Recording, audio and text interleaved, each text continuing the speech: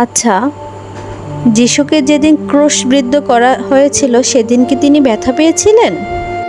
না, তিনি ব্যথা পাননি। আচ্ছা, সক্রেটিসকে যখন হেমলক বিষ পান করিয়েছিলেন তার শিষ্যকে শিক্ষিত করার অপরাধে, তিনি কি তখন দুঃখ পেয়েছিলেন? না, তিনি তখন দুঃখ পাননি। আমাদের প্রিয় নবী হযরত মুহাম্মদ সাল্লাল্লাহু আলাইহি সাল্লামকে যখন কাফেররা রক্তাক্ত করেছিল, তিনি কি তখন ব্যথা পেয়েছিলেন? না, রক্ত ঠিকই ঝরেছিল, কিন্তু তিনি ব্যথা পাননি।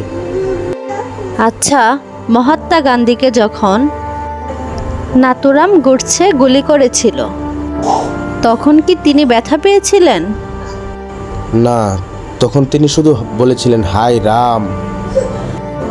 আচ্ছা, বঙ্গবন্ধুকে যখন ঘাতকটা গুলি করেছিলেন, তিনি কি তখন ব্যথা পেয়েছিলেন? না, তিনি তখন ব্যথা পাননি। কি বলো তুমি এইসব? কেন ব্যথা পাবেন না ওনারা? শোনো তাহলে বলছি। যিশু সেদিন ক্রুশবিদ্ধ যখন হয়েছিল তখন যিশু ব্যথা পায়নি, কারণ যিশুকে যারা ক্রুশবিদ্ধ করেছিল তারা ছিল পথভ্রষ্ট।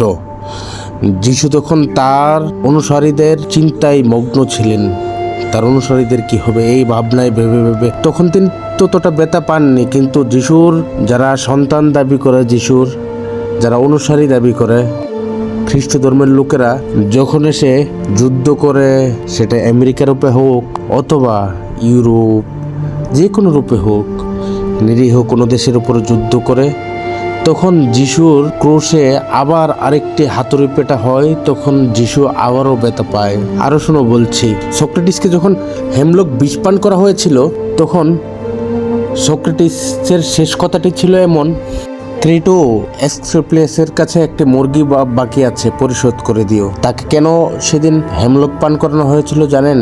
কারণ সে তার অনুসারীদের শিক্ষিত করে তুলেছিল বলে। সেদিন সক্রেটিস হেমলক বিষ পানে তার সারা শরীর নীল বর্ণ হয়ে উঠেছিল ঠিকই, কিন্তু তিনি ব্যথা পাননি। তিনি ব্যথা তখনই পেয়েছেন যখন তার শিষ্য প্লেটোর শিষ্য ছিল অ্যারিস্টটলের শিষ্য ছিল আলেকজান্ডার যখন যুদ্ধ করেছিল, সারা পৃথিবী জয় করেছিল, হাজার হাজার মানুষের রক্তের বন্যা বয়েছিল সারা পৃথিবীতে, তখন সক্রেটিসের যে হেমলক বিষ পান করেছিলেন, তখন তার গলায় আবার ব্যথার অনুভব হয়েছিল।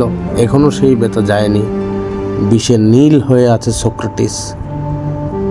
পৃথিবীতে যতদিন যুদ্ধ থাকবে, এই মৃত্যুর মিছিল থাকবে, ততদিন সক্রেটিস ব্যথায় নীল হয়ে থাকবেন।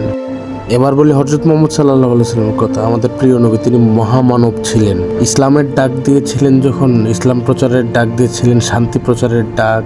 ইসলাম মানে শান্তি। যখন শান্তি প্রচার করেছিলেন, যখন শত্রুরা তাকে রক্তাক্ত করেছিল, তার দান মুবারক শহীদ করেছিল, তখনও তিনি ব্যথা পাননি। তিনি সবসময় ইয়া উম্মতি করে গেছেন, হাসরের মাঠেও করবেন ইয়া উম্মতি। কিছু অনুসারী লেবাসদারি মানুষ ধর্মের নামে অশান্তি সৃষ্টি করে, মানুষ হত্যা করে, জঙ্গিবাদের সৃষ্টি করে, তখন তিনি কষ্ট পান। তার তখন নামের বদনাম হয়।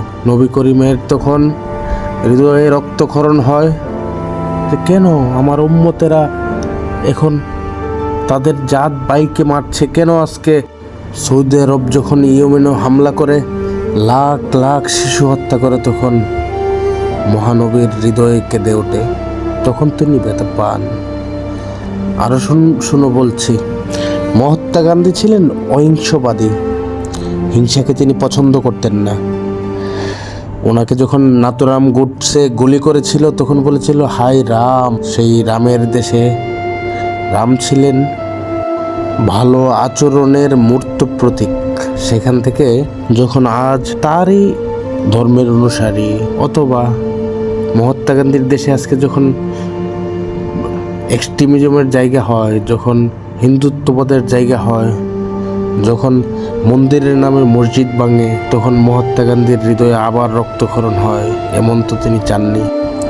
বঙ্গবন্ধুকে ৭৫-এ তো হত্যা করা হয়েছিল তার শারীরিকভাবে, কিন্তু বঙ্গবন্ধুকে গত ১৫ বছরে বারবার হত্যা করা হয়েছে।